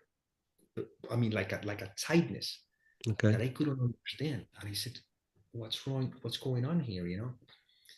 And although in hindsight, I can see now why probably that is those they were not necessarily the the the the, the, the partnership that it would be best for both of us. Mm-hmm, But really, it all came down to one thing. Every relationship I had in the past the mind had an idea of what I wanted to the relationship to be, on how to become or whatever. What do you want in a mm, relationship? If you mm, get married, some people may want to have children, some people want to have a family, some people want. So all these ideas, the mind already fabricated. With this girl, maybe you can get together. We, even if we don't have any children or anything, but at least living together and then living in Spain and everything. And now in hindsight, I can see it's like saying, no, no, no, it was not about that. mm, It's about complete detachment. It's about not make any stories about anything. mm, It's not don't fabricate any fantasies over any experience. So I was really getting in mm, relationships to mhm, feel that void, to feel that need, but also is the fantasy.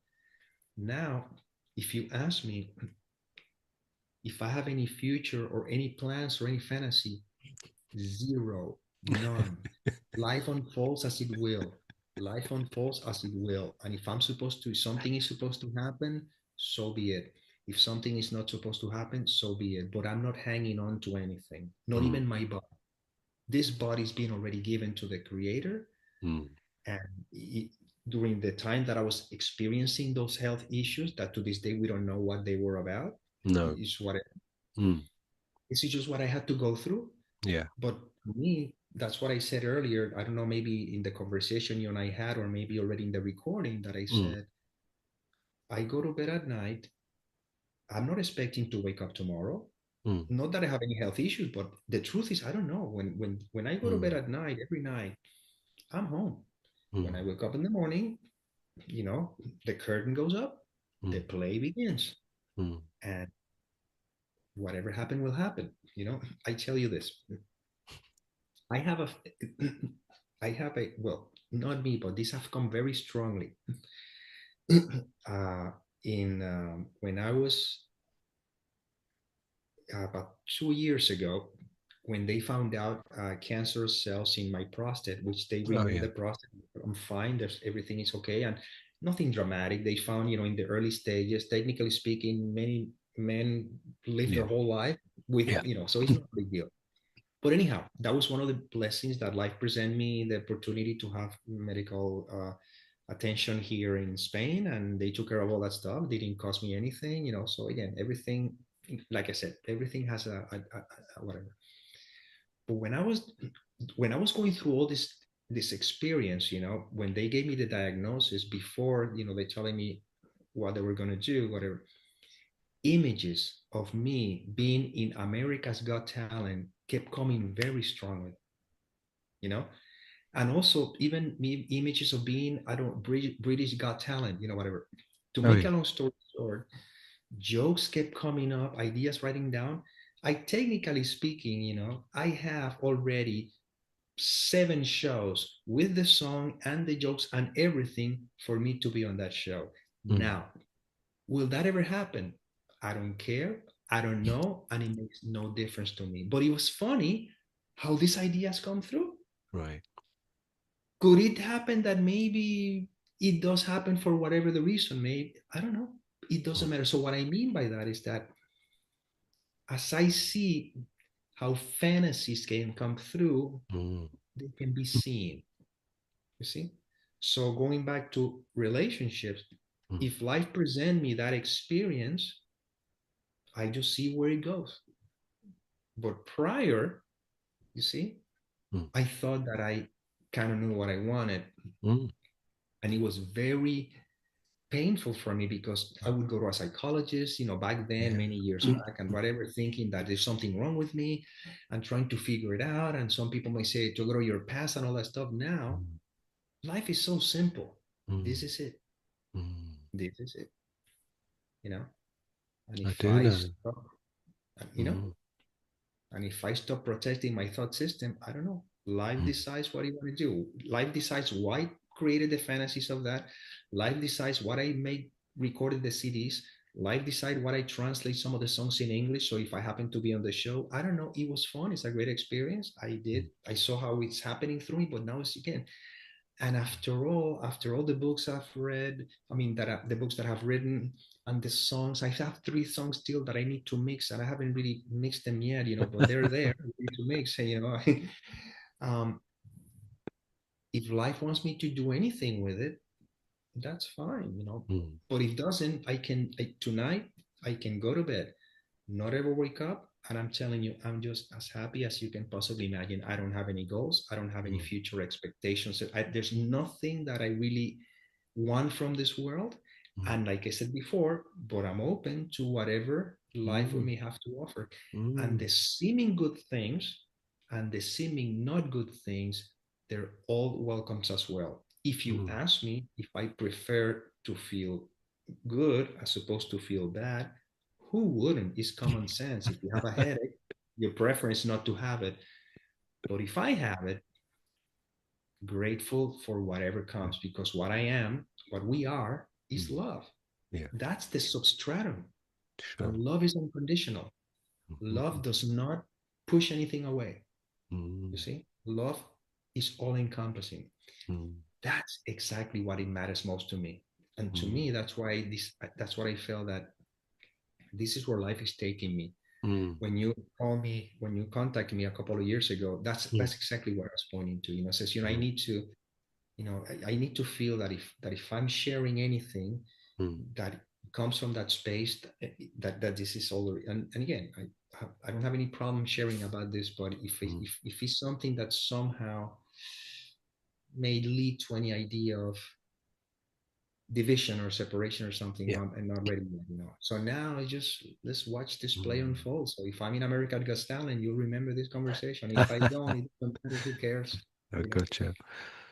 Yeah, and I can relate to that from, like I said to you earlier, from like the childhood kind of enthusiasm of music, of like being like 14 years old and seeing those first rock stars that make you go, oh my God, I want to have that experience. Um, and then decades later, the way that you interpret that is like, it, it's just it doesn't resemble, it's like, it's almost like a consciously guided miracle. It says in the course, if you try to consciously guide a miracle, an expression of love, forget it, it's going to fizzle out, it's going to fall on its face before it even gets going. But if you step aside as that identity and let that come through you, then that will go around the world 1,000 times and touch people you never even knew existed, and it will go to where it's meant to go to. And Absolutely. my experience with music has ended up in that place, and I don't hold it against my younger self. Obviously, it'd be daft to look back and think, God, why did you want that from it? But I can just see how it's changed to that point where, like you said earlier, you don't, if that urge to write something is there, I don't fight that, I don't question that, but I don't think to myself, where's it going to go? And even if that thought came up, I just don't take ownership of it. I just go, oh look, there's a thought from the program running in my mind that says, oh, I wonder where that could lead to. Because that was the price that I paid for identifying with those thoughts all those years ago. Is like, I couldn't be content with the present moment because I was always, like in a course where it'll say love holds no comparisons. Psychologically, somewhere in my mind, I'm holding up a comparison, like a sheet of like some imagined other moment that doesn't exist now, that I'm comparing now to, and then I'm not accepting now because in my mind I've got this little moment that I'm thinking I could be over there doing that instead of being here. And that was a a long, harsh, deep lesson to learn and to unpick, because it took me away from the peace that was my inherent nature, because I would just simply wasn't content with where life had put me in that moment, because I had a belief that there was somewhere else better that I could be, bigger, on another scale, and all of those very insidious kind of like ideas from the ego of like, this should be more, and really interwoven into it. And it wasn't until I had a counterpoint of identity that I was able to see what was playing out. And that's been a large part of my journey with the Course and non-duality, has been puncturing that blindness, the darkness of just acting from a programming and a complete immersion in believing in that identity. And then somebody very, like you said earlier, that lovely word gently, someone very gently going, wait, this isn't the way it is. This isn't who you, and you just, but in such a gentle way, because there was a lot of stuff that really was being really tightly held on to.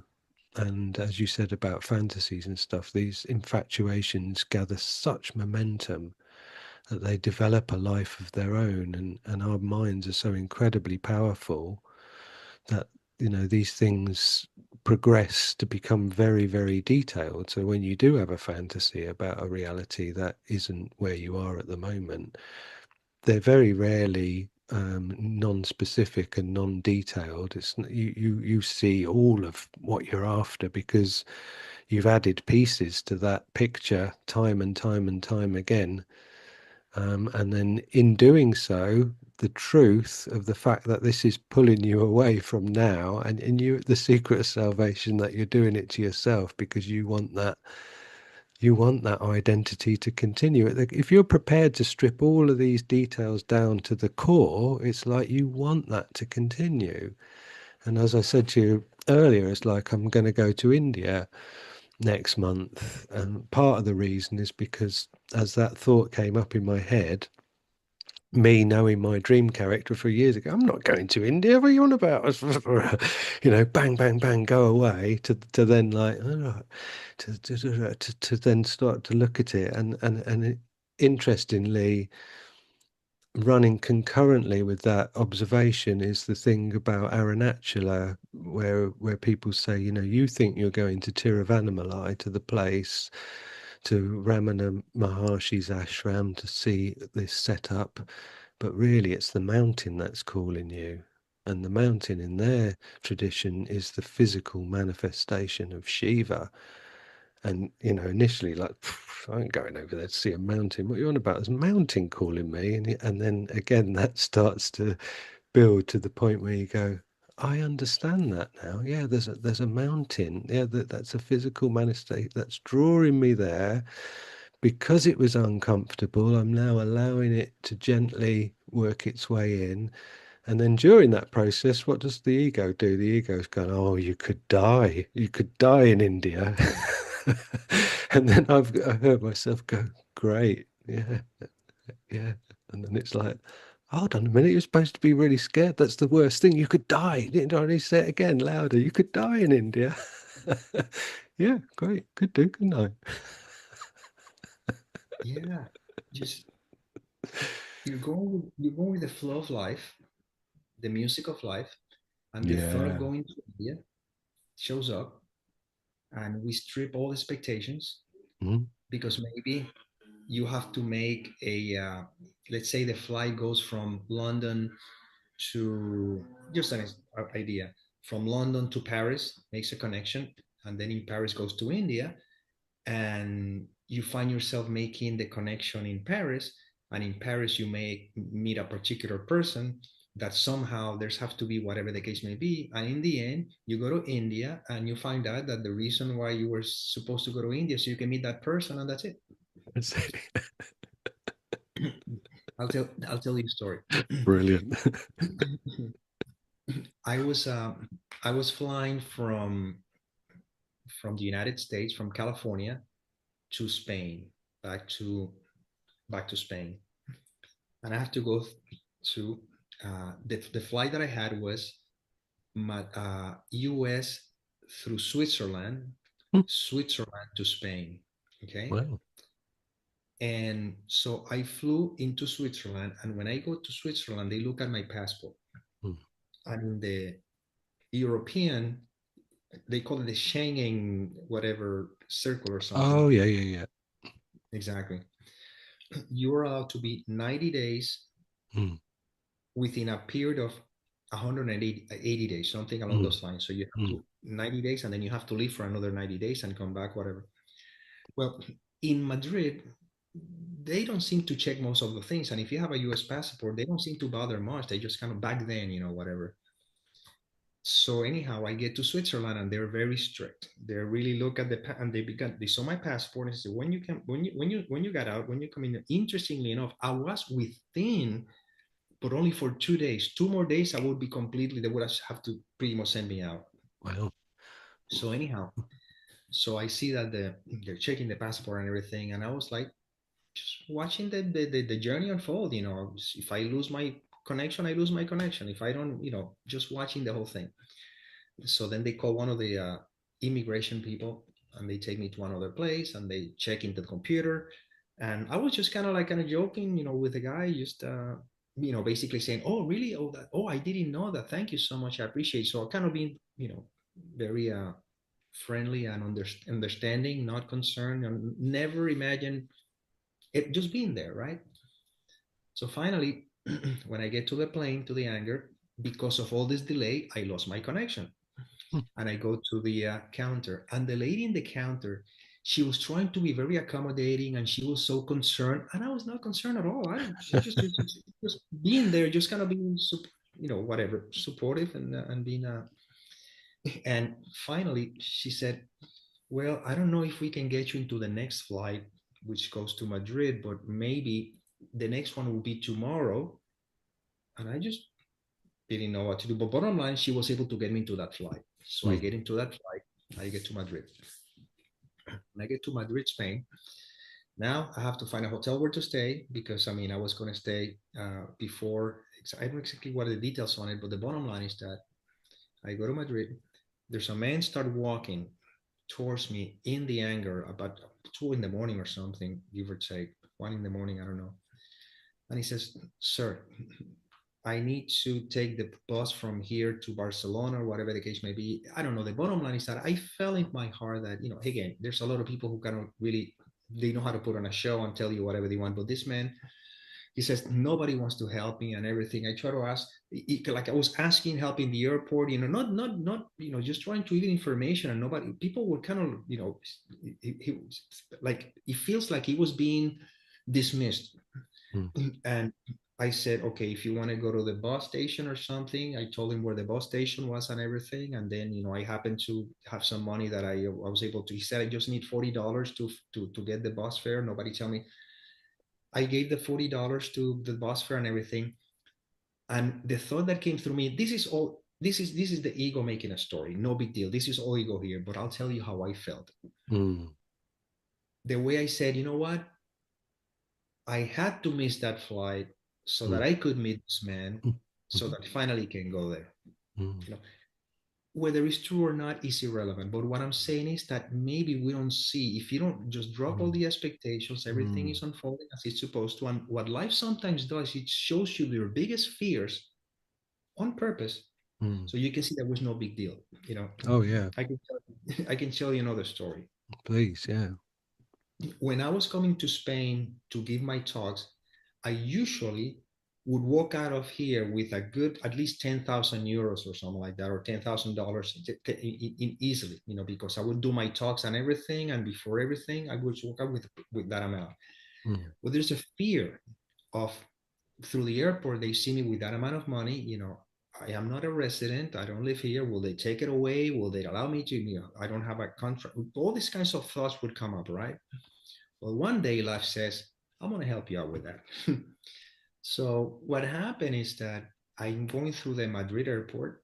I got the money in my pocket, and the guy who's checking, look at my pocket, says, "What do you have in there?" "Oh, I got some my money." He says, "How much you have?" I said, "About 10,000." He says, "Come over here."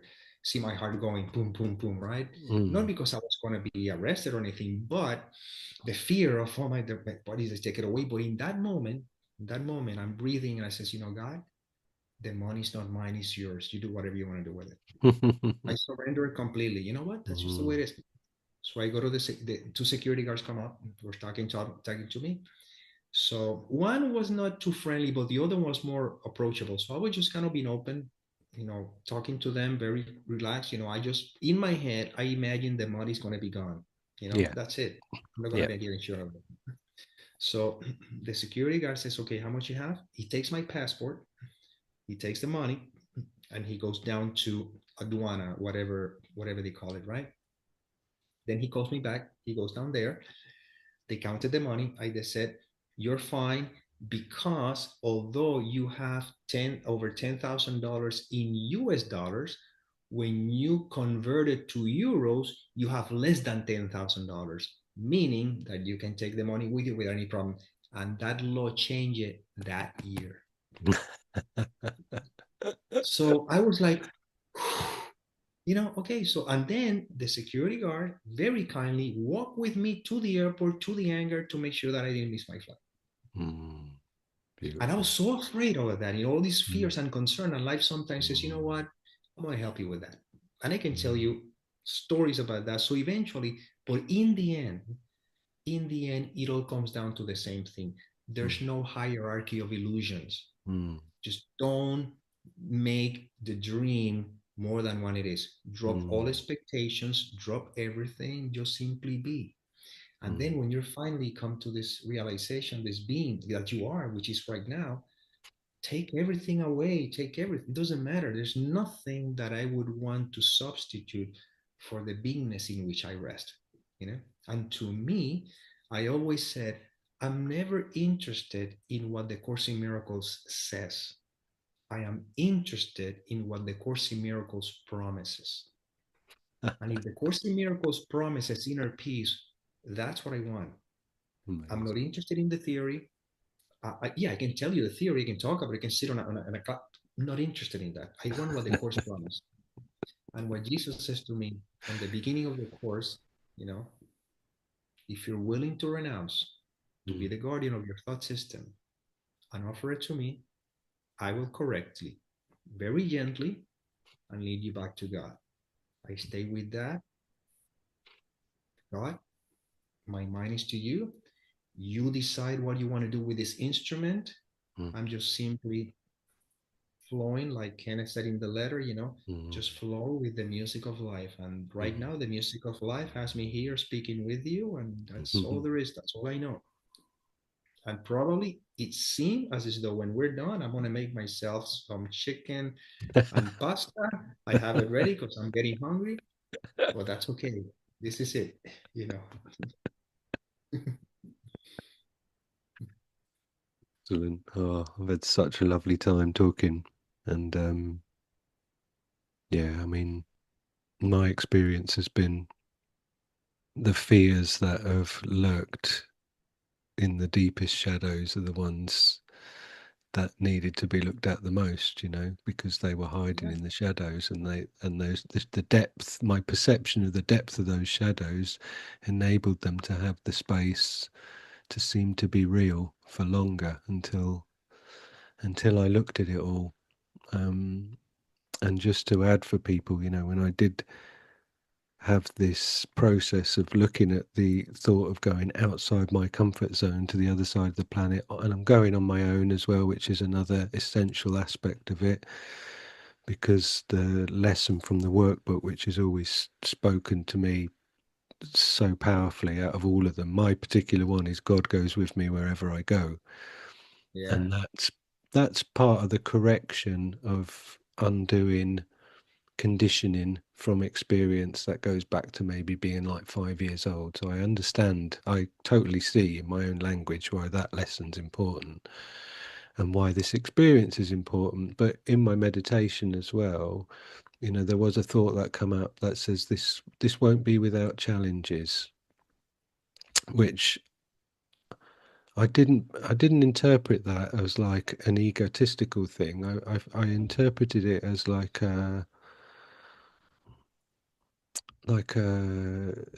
to not have a fantasized kind of like um imagining, like a projection of like, oh, I'm going to da, da, da, da, da, and to picture again that whole picturing thing, and just to try and stay in the moment. But so it was like a reality check, this won't be without challenges.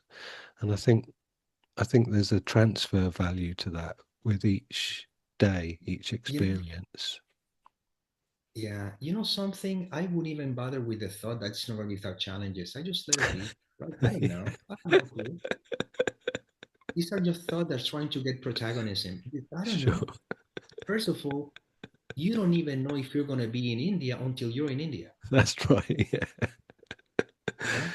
I do. Yeah. I flow. Yeah. It's a really So interesting always look at the process. thoughts. You know? Thoughts like thoughts love to color things to make Yeah. it. What does it mean? I don't know. All I know is that the idea of coming to India showed up, and somehow I found myself buying the ticket, and Yeah. somehow it appears that I'll be. But I don't know. I can tell you once I'm That's on the right. plane, Yeah. and even if I'm on the plane, I don't know until I'm at the That's airport at India. You see, I'm there. that's Yeah. how. Am I gonna make myself a pasta and chicken? Well, there's chicken in there and there's pasta in there. I will tell you once I am making it and I'm eating it. Yeah. you know. But if you just be right now, this is it. This is what it's all come to now. It's all there is to it. Now you Brilliant. meet life fresh. Mm, You know, mm, you meet life fresh. mm. Maybe a day before going to India, something in you says, you know what, I don't want to go to India after all. you Yeah. know. So, Exactly. and And will I be then in America's Got Talent? I don't know. that's It it. was fun. The fantasy was there. The jokes were written, and sometimes the new ideas keep coming up. And Yeah. so technically speaking, I have the show ready. If Yeah. I could, if I did, but I don't know. But it's fun. It's fun watching it. You see, it's fun watching the thoughts like a carousel. Nisargadatta Mahara beautifully he says, the difference between you and I is that I see life as a passing show, and Mm, you engage with it, mhm, you know, a mhm, passing show, thoughts, mm, appearances, fantasies, possibilities. But in the end, all that there is here. This is all mm. there is. May peace permeate the mind so that love can be extended. Or I change it lately to so that Oh, love can become evident. say it again. Sorry. May peace permeate the mind so that love can become evident. Like it. Because love is all that there is. Mm, And you know what's something interesting? When you know the fact that you are, now everything you do is not to get, but to express, self-expression. mm. Before, when I thought I was a separate individual, I wanted to be a rock star because what I was going to get, I want to get pleasure, I Right. was going to Yeah. get attention, I was going to get status, I was going to get. Yeah. Yeah. When you know who you are, I write music when it's supposed to write it for Mm, self-expression. Now it's mm, all about expression. mm, Everything I do, self-expression. mm, That's it. I don't want to get anything from this. I don't want to get anything from anything. It's mm, all because the nature of love is to extend. You see, that's how mm, the course talks about that love is mm, extension, it's extending to whom? To itself, because that's all mm. that there is. The ego thought system is about getting. What am I going to get? You see? Mm, Now it's not about getting, it's about extending, not giving. You're not giving to anybody, it's extension. You yourself, you're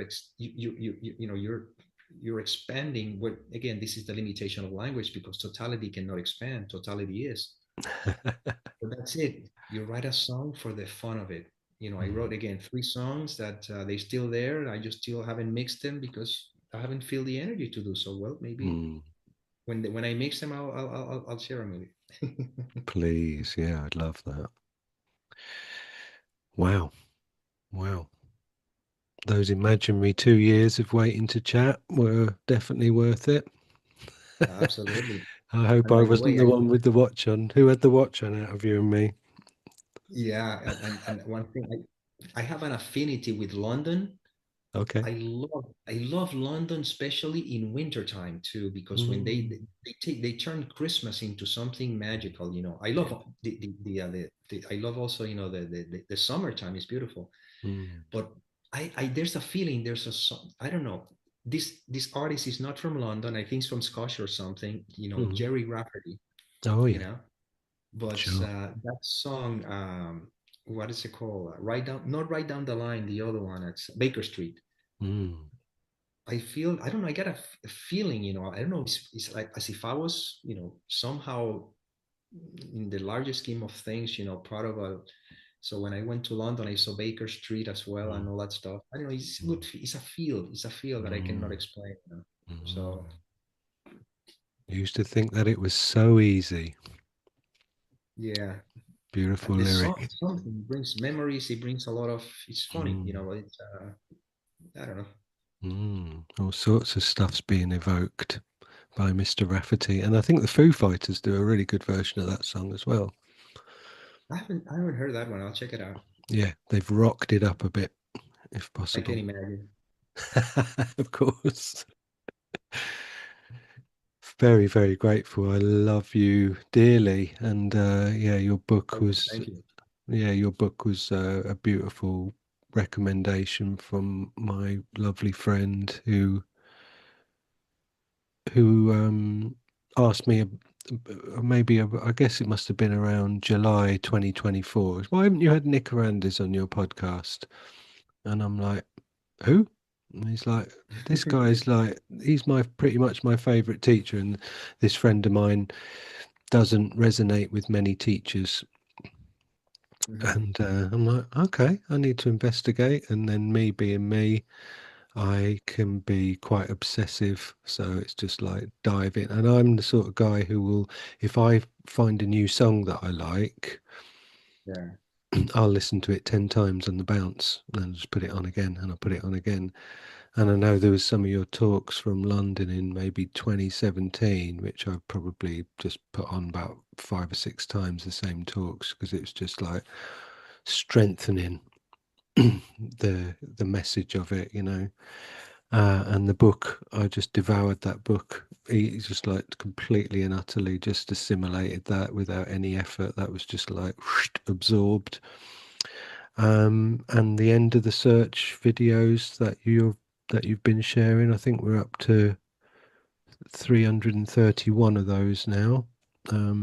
I really appreciate those and your Miracle Network appearances and just everything that you point to and just the way that you present yourself as well, you know, going back to years ago when you'd say, look, I'm not a teacher, you know, I always respect that when somebody puts themselves on the level pegging of being a student, um, and not being special and not wanting accolades and being very discerning about how you engage so that there's the the chance for the message to be the wrong message is Hmm. either non-existent or as small as possible. And I, like I said to you, I respected the conclusion that you'd come to after when you realized that meditation had been an escapism. And then again, you lovely how you shared that with us all to say, look, I've realized now that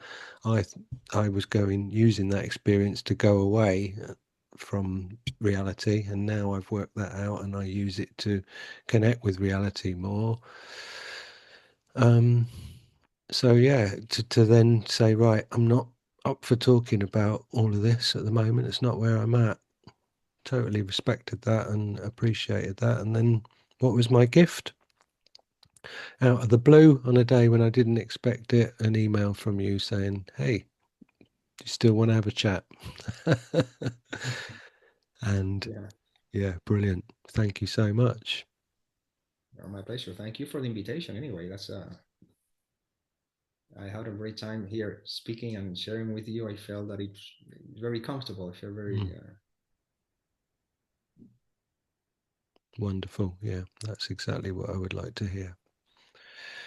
So, Nick, may peace permeate the mind and love be more evident, or just so that love can become evident.